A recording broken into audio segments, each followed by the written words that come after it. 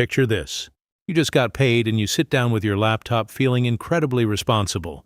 You open your bank app, pay your rent, cover your credit card minimums, and look at the remaining balance.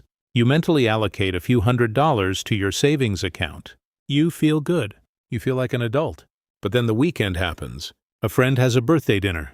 Your car needs a minor repair. Suddenly, it is 5 days before your next paycheck. You look at your account, and that savings transfer never happened. You're back to zero. You sit there thinking, wait, am I doing this wrong? I make good money, so why can't I keep any of it? It is frustrating, and it makes you feel like you are always one step behind. But you are not alone in this, and you are definitely not broken. In this video, we're going to break down exactly how to stop the paycheck-to-paycheck bleeding and build a saving system that actually works on autopilot. My name is Jack, and I spend way too much time thinking about behavioral money psychology and how to build wealth without making yourself miserable. If you're someone who earns a stable income but feels completely behind on saving and investing, make sure to hit the subscribe button and give this video a thumbs up if it helps you out. Here's the thing. We have all been fed a massive lie about why we cannot save money. Every personal finance guru on the internet wants to tell you that your problem is a lack of discipline. They tell you that you don't have enough willpower. They say that if you just stop buying expensive coffee, you will magically become wealthy. But that is completely backward. It is a myth designed to make you feel guilty. Willpower is a finite resource. If you rely on willpower to save money, you are going to fail. Not because they're lazy, because the system fails them. Because the human brain is literally not wired to prioritize long-term, invisible goals over short-term, visible rewards.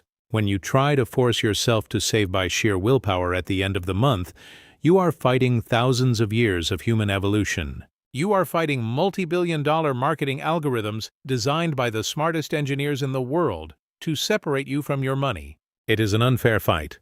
The uncomfortable truth is that people who successfully save large amounts of money do not have more discipline than you do. They just have better systems. They have removed themselves from the equation entirely. They don't make the choice to save money every month. They made the choice once 5 years ago and let a system do the rest. This is where it gets really interesting. Let us look at the actual math of how relying on leftover money ruins your best earning years. Let's take two friends, Sarah and Mark. Both make $4,000 a month after taxes. Both have the exact same living expenses of $3,000. That leaves them both with $1,000 of discretionary income. Mark uses the traditional method. He pays his bills, spends money on groceries, goes out with friends, and promises himself he will save whatever is left at the end of the month. Because life is unpredictable, Mark usually ends up with about $100 left over. Sometimes he has nothing left over at all. Over 10 years, assuming he leaves it in a regular account, Mark saves $12,000. Sarah uses a different approach. She uses a system that pays her first. Before she even sees her paycheck, $500 is automatically routed to an investment portfolio. She never even sees it in her checking account. She lives off the remaining $3,500. She still pays her bills. She still goes out with friends. But because her budget is artificially constrained, she naturally adjusts her spending without even thinking about it. Over that same 10-year period, Sarah saves $500 a month. But because she invested a portion of it and earned a modest return, she doesn't just have $60,000. She has nearly $86,000. Mark saved $12,000. Sarah saved $86,000. The only difference was the timing of the decision. Mark saved what was left after spending. Sarah spent what was left after saving. Here's what most people don't realize about why that shift is so difficult to make. It all comes down to a psychological concept called Parkinson's Law.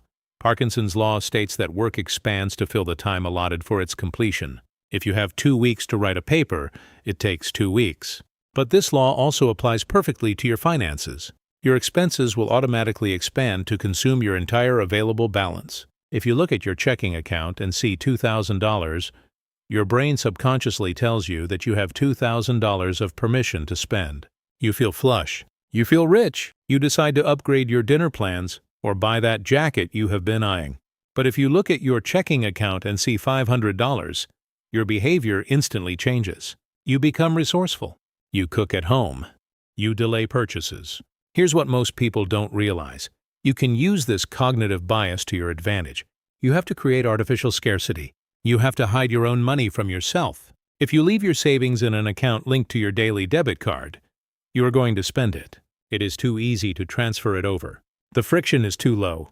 Our brains prioritize the pain of losing something right now over the pleasure of gaining something in the future. When you manually transfer money into savings, it feels like a loss. It feels like you are punishing yourself. It feels like you are taking away your own freedom to enjoy the money you worked hard to earn.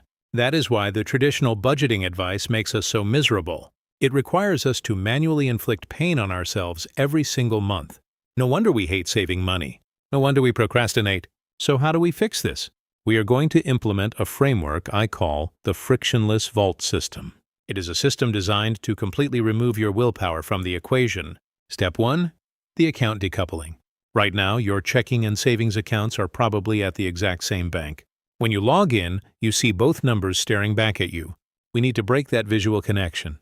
You need to open a high-yield savings account at a completely different financial institution. It should take at least 2 to 3 business days to transfer money back to your main checking account. This creates a mandatory cooling-off period for impulse purchases. Step 2. The direct deposit intercept. Do not wait until the money hits your checking account to move it. Go to your employer's payroll portal and split your direct deposit. Have 10 or 20% of your paycheck sent directly to that new, unlinked high-yield savings account. You cannot spend money you never see. By intercepting the cash before it lands in your spending account, you are paying your future self before you pay Amazon, your landlord, or the grocery store. Step 3. The fixed expense funnel. Calculate exactly how much you need for your absolute baseline survival. Rent, utilities, insurance, minimum debt payments, and basic groceries. That money stays in your primary checking account. Set up all of these bills on autopay for the day after your paycheck hits. You want this money to leave your account immediately, so you have a true, accurate picture of what is actually left to spend. Step 4. The guilt-free allowance. This is the most important step for your mental health. Whatever money is left over after your automatic savings and your fixed bills is your guilt-free spending money. You can use it for whatever you want. Dinners, movies, clothes, hobbies. You do not need to track every single penny. You do not need a complicated spreadsheet. Because you already hit your savings goals in Step 2, this money is entirely yours to enjoy without an ounce of financial anxiety. Let me tell you about my friend David. David was a classic high earner with absolutely zero savings. He made over 6 figures but was constantly stressed about money. He tried every budgeting app on the market. He would categorize his expenses meticulously for 3 weeks, get exhausted by the admin work, and then completely give up. He was relying entirely on his own discipline. One day I sat him down and we set up the frictionless vault system. We routed 15% of his income to a separate online bank. He deleted the app for that online bank off his phone. For the first 2 months, he felt totally broke. He had to cancel a few subscriptions and skip a few dinners because his checking account looked empty. But by month 3, his lifestyle naturally adapted to his new artificial limit. He stopped noticing the missing 15%. A year later, he logged into that separate savings account on his desktop computer for the first time. He had over $15,000 saved. He didn't have to stress about it. He didn't have to track anything. He just changed the plumbing of his finances and let the water flow where it needed to go. Now you might be thinking, Jack, this sounds great, but my budget is already stretched to the absolute limit. I barely have enough to cover my bills, let alone intercept 10% of my paycheck. I hear you, and that is a very real, very valid struggle.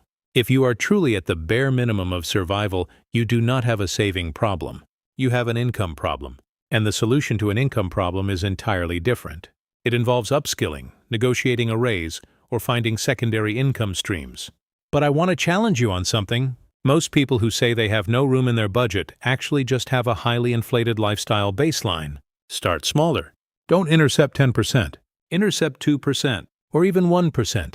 Set up an automatic transfer for $20 a week. The dollar amount does not matter in the beginning. What matters is building the psychological habit of prioritizing yourself before your expenses. Once the system is built, you can always turn the dial up as your income grows. Do not let the pursuit of the perfect savings rate stop you from starting a good one. Let's quickly recap the steps to build your own autopilot savings system.